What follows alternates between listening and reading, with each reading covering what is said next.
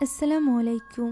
যে কোনো লাশকে সঠিক নিয়মে দাফন করা উচিত, আর যদি কোনোভাবে কোনো লাশকে সঠিকভাবে দাফন করা না হয় তাহলে কাফনে পেঁচানো ওই লাশ পরিণত হয় ভয়ঙ্কর পচঙে। ইন্দোনেশিয়ার মানুষেরা এই পচঙকে প্রচন্ড ভয় পায়, কারণ এরা শুধু ভয়ই দেখায় না, বরং আস্ত মানুষকে ছিঁড়ে ছিঁড়ে একদম খেয়ে ফেলে। এরকমই ইন্দোনেশিয়ার একটি গ্রামে 52টিরও বেশি লাশ ভুল নিয়মে কবর দেওয়া হয়, আর এর ফলে ওই গ্রাম ভরে যায় ভয়ঙ্কর পচঙে, যারা কিনা এক এক করে সকল গ্রামবাসীদেরকে শেষ করে দেয়। ওই গ্রামের গল্প নিয়েই আজকের এই মুভি, যার নাম পামালি দুসং পচং, অর্থাৎ মৃতদের গ্রাম।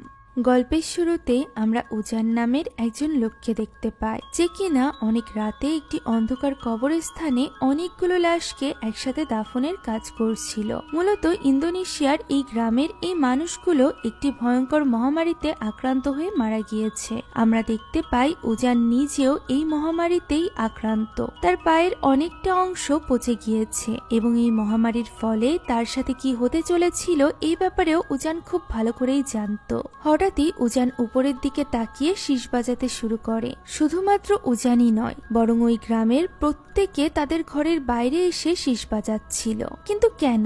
এই রহস্য খুলবে গল্পের সাথে।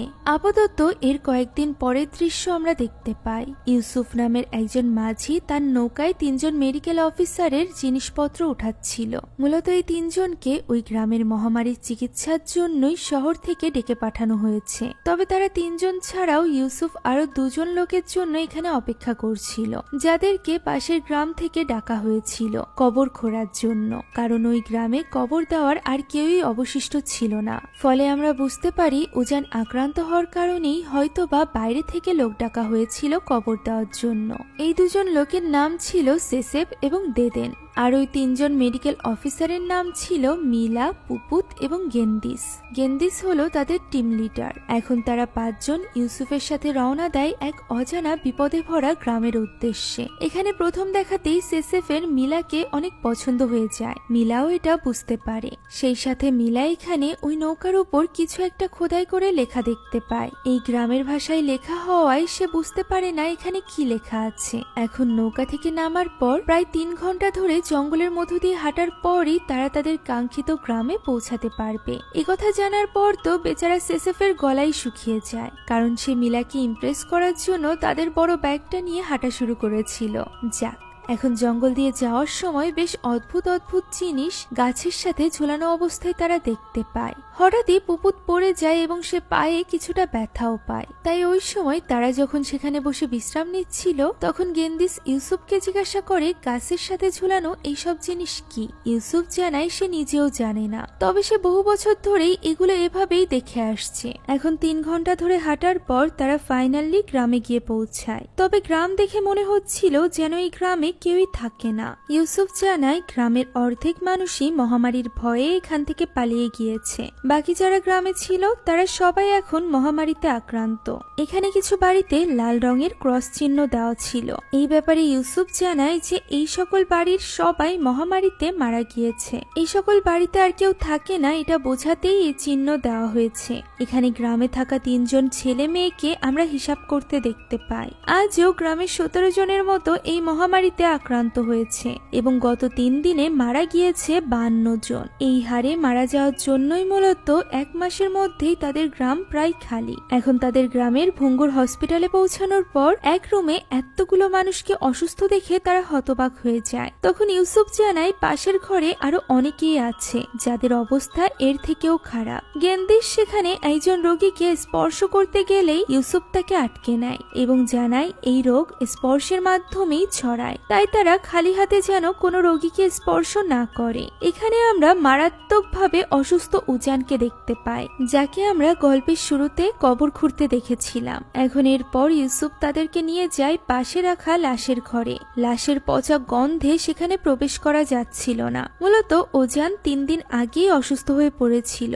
এই কারণেই 3 দিন ধরে যতগুলো মানুষ এখানে মারা গিয়েছে তাদের কারোরই লাশ কবর দেওয়া হয়নি। অর্থাৎ সেসেফদের হাতে এখন অনেক কাজ ছিল। ছিল। আপাতত ইউসুফ তাদেরকে নিয়ে যায় মিলাদের ঘরে। মিলাদের হসপিটালের একটি রুমে থাকার ব্যবস্থা করা হয়েছিল, বাদবাকি ব্যবস্থা তাদেরকেই করে নিতে হবে। এটা দেখে সেসেফ জিজ্ঞাসা করে তারা কোথায় থাকবে। উত্তরে ইউসুফ তাদেরকে দেখিয়ে দেয় কবরস্থানের রাস্তা। মূলত কবরস্থানে একটি ছোট্ট ঘর ছিল যেখানে থাকতে হবে সেসেফ এবং দেদেনকে। এখানে নেটওয়ার্কও ছিল না, তবে সেখানে কবর দেওয়ার নিয়ম নিয়ে একটি বই লেখা ছিল। সেই সাথে ছিল একটা লিস্ট, যে লিস্ট দেখে তারা বুঝতে পারে যে তাদেরকে কতগুলো লাশকে মোট দাফন করতে হবে। এদিকে থাকার জায়গা গোছানোর সময় পুপুত দেখতে পায় ঘরের এক কোণে একটি ছাতা মেলানো রয়েছে। ইন্দোনেশিয়ান সংস্কৃতিতে এইভাবে ঘরের কোণে ছাতা মেলে রাখলে সেই ঘরে বিপদ আসে, তাই সে দ্রুত ছাতাটি বন্ধ করে পাশে রেখে দেয়। এমন সময় মিলা সেখানে চলে আসে। সে পুপুতের কাছে সুগন্ধি চায় যাতে করে সে সেগুলো ওই লাশের ঘরে দিয়ে দিতে পারে। তখন পুপুত বলে তার মনে হচ্ছে এই অসুস্থ মানুষগুলো ঠিকমতো ভাবে খেয়াল রাখার কেউই নেই এখানে, আর যেহেতু তাদের খেয়াল রাখার মতো কেউ ছিল না এখানে, তাই এমনও হতে পারে যে ওই লাশের মধ্য থেকে কেউ হয়তো বা এখনো বেঁচে আছে। তাদের এই ব্যাপারে চেক করা উচিত। তবে মিলা তাকে বোঝানোর চেষ্টা করে সে যেন এইসব নিয়ে বেশি চিন্তা না করে এবং অবশ্যই হাতে গ্লাভস পরে নেয়। এখানে তাদের কথা দ্বারা আমরা জানতে পারি যে এই গ্রামবাসী যে মহামারীতে আক্রান্ত সেই রোগের ব্যাপারে তাদের কোনো ধারণা নেই, তবুও তাদের এখানে থাকতে হবে এবং এই রোগীদের চিকিৎসা করতে হবে। এদিকে গেন্দিশ কাজ শুরু করে দিয়েছিল এবং তাকে সাহায্য করছিল সেসেফ এবং দেদেন। মিলা যায় ওই লাশের ঘরে সুগন্ধি ছড়াতে। সেখানে সে 3টি সুগন্ধি 3 দিকে ছুড়ে দেয়, তবে হঠাৎই মাঝের সুগন্ধিটা আবারও তার কাছে ফিরে আসে, যা দেখে মিলা অনেক ঘাবড়ে যায়। সামনে যদি কেউ না থেকে থাকে তাহলে এই সুগন্ধি তার দিকে আবারও ছুঁড়ে মারল কে? সে অবাক হয়ে সামনের লাশটার দিকে তাকিয়ে থাকে। লাশটা যেন নড়ছিল, যা দেখে মিলা ভীষণ ভয় পেয়ে যায়। হঠাৎই তখন লাশটার ভেতর থেকে বেরিয়ে আসে একটা ইঁদুর। এই ঘটনায় মিলা এতটাই ঘাবড়ে গিয়েছিল যে সে দ্রুত ওই ঘর থেকে বেরিয়ে যায়। দিন পার হয়ে রাত ঘনিয়ে আসে। তখনও সেসেফদের কবর দেওয়ার কাজ শেষ হয়নি, এখনো 5টা লাশের কবর দেওয়া বাকি। সেসেফ ক্লান্ত হয়ে যাওয়ায় একটু বিশ্রাম নিচ্ছিল। তখনই হঠাৎ সে শীষ বাজানোর আওয়াজ শুনতে পায়। কাজ বন্ধ করে সে দেদেনকেও ডাক দেয়। দেদেনও এই আওয়াজ শুনতে পাচ্ছিল। গ্রামের ছোট বড় থেকে শুরু করে যারা যারা বেঁচে আছে তারা সবাই ঘর থেকে বেরিয়ে এই শীষ বাজাচ্ছিল, যার কারণ সেসেফও বুঝতে পারছিল না। ঠিক তখনই আমরা দেখতে পাই গ্রামের একটি বাড়ি থেকে লাশ বের করা হচ্ছে।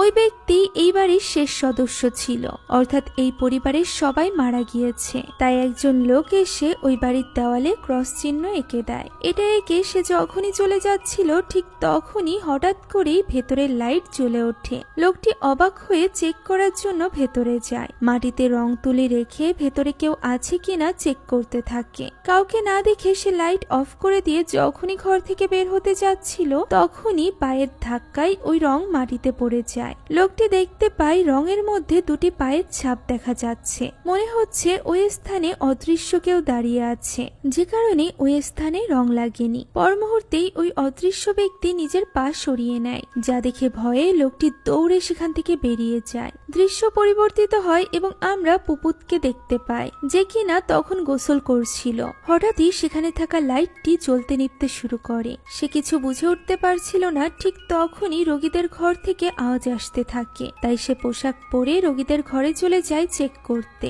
সকলকে চেক করার সময় সে দেখতে পায় বাকি রোগী তো নিজেদের বেডে আছে, শুধুমাত্র একটি বেডই খালি, যে বেডে ছিল উজান। হঠাৎই পুপুতের পেছনে উজান চলে আসে এবং সে তার গলার তাওয়াল চেপে ধরে। সেই সাথে ভাঙা ভাঙা কণ্ঠে বলতে থাকে, কবর কবর। এভাবেই বলতে বলতে সে পেছনের দিকে পড়ে যায় এবং তার মাথা ফেটে সে সেখানেই মারা যায়। ওই সময় মিলি সেখানে চলে আসে এবং চেষ্টা করতে থাকে উজানকে বাঁচানোর, তবে এতে কোনো লাভ হয় না। এটা মিলিয়ে এইটুকু সময়ের মধ্যেই আজকের দিনে মোট 4 জনের মৃত্যু ঘটল। তবে উজানের এমন মৃত্যু পুপুতের মনে বেশ গাঢ় ছাপ ছেড়েছিল। এদিকে ওই সময় গেন্দিস নামাজ আদায় করছিল। নামাজের মধ্যেই সে ঠক ঠক আওয়াজ শুনতে পায়। সালাম ফেরাতেই আমরা দেখতে পাই তার পেছনের জানালায় একটি পচং মাথা ঠোকাচ্ছে। যদিও গেন্দিস তা দেখতে পায় না, তাই সে জানালার কাছে উঠে যায় চেক করার জন্য। বাইরে কাউকে না দেখে সে তার নামাজের খিমার খুলতেই যাচ্ছিল, হঠাৎই কাপড়ের অপর পাশে সে ওই পচংকে দেখতে পায়। কিন্তু খিমার খুলতেই পচংটি আবারও অদৃশ্য হয়ে যায়। অন্যদিকে ততক্ষণে লাশগুলোকে কবর দিয়ে সেসেফরাও শুয়ে পড়েছিল। ওই সময় সেসেফ হঠাৎই দরজায় ঠকঠকের আওয়াজ শুনতে পায়। প্রথমে তো সে মনে করেছিল দেদেন হয়তো বা এই আওয়াজ করছে, কিন্তু দেদেন তো তার পাশে বিছানা করে গভীর ঘুমে ঘুমিয়ে আছে। বেশ কয়েকবার ডাকা সত্ত্বেও সে ওঠে না। তখন সেসেফ নিজেই যায় চেক করার জন্য। বাইরে কেউই ছিল না। তবে অদ্ভুত ব্যাপার হলো কবরস্থানের মশালগুলো কে যেন নিভিয়ে দিয়েছিল, তাই সেসেফ সেগুলো জ্বালাতে শুরু করে। হঠাৎই তখন তার আশেপাশে আমরা অনেকগুলো পচংকে দেখতে পাই। ঠিক ওই মুহূর্তে দেদেন সেখানে চলে আসে এবং সেসেফকে এত রাতে এভাবে কবরস্থানে আসার জন্য বকা দেয়। সেই সাথে তার নিজের সাথে করে ভেতরে নিয়ে যায়। দৃশ্য পরিবর্তিত হয় এবং আমরা ওই রাতেই ওই গ্রামে নেং নামের একটা ছোট্ট বাচ্চা মেয়েকে দেখতে পাই, যার মায়ের অবস্থা খুব খারাপ ছিল।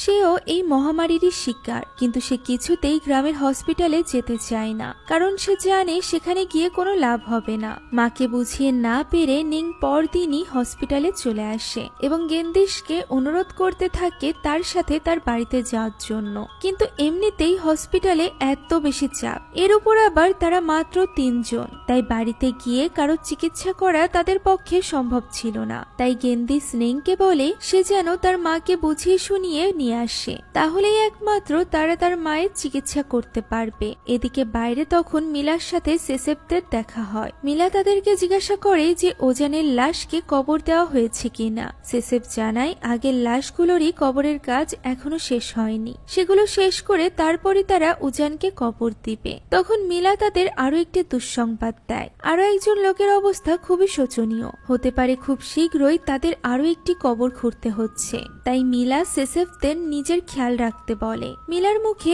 এতটুকু কথা শুনেই আমাদের রোমিও সেসেফ যেন গলে যায়। দেদেন এক প্রকার তাকে টেনেই সেখান থেকে নিয়ে যায়। এদিকে তখনও নিং গেন্দিশকে অনুরোধ করছিল তার সাথে একটা বার বাড়িতে যাওয়ার জন্য। তখনই মিলা নিংকে জিজ্ঞাসা করে তার বাড়ি কোথায়। নিং খুশি খুশি তার বাড়ির ঠিকানা বলতে থাকে। তখন গেন্দিশ মিলাকে বাধা দিয়ে বলে তাদের লোক সংখ্যা এমনিতেই কম, তাই মিলা যেন এই মুহূর্তে কোথাও যাওয়ার ব্যাপারে না ভাবে। উত্তরে মিলা বলে সে নিজের ডিউটি